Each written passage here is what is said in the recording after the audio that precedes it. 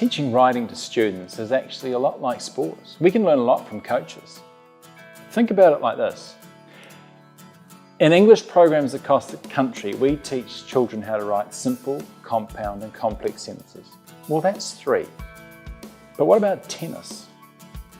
You try go onto a tennis court and play a half-decent game with just a forehand, a backhand and a serve. Oh, you'll play, but the result won't be good.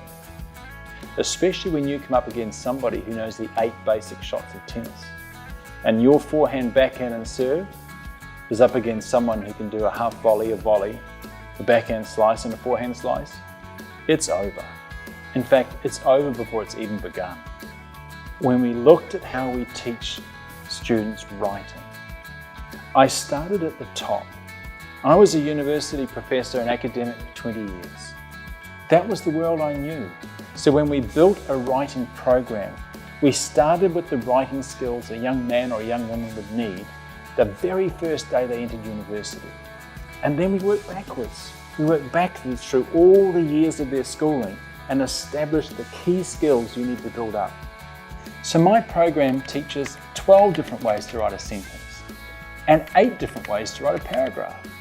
So when the student, the young man or the young woman, picks up that pen to write, to show you the depth of their knowledge and their insight, they've got the skills to shine. That's what making great writers is all about.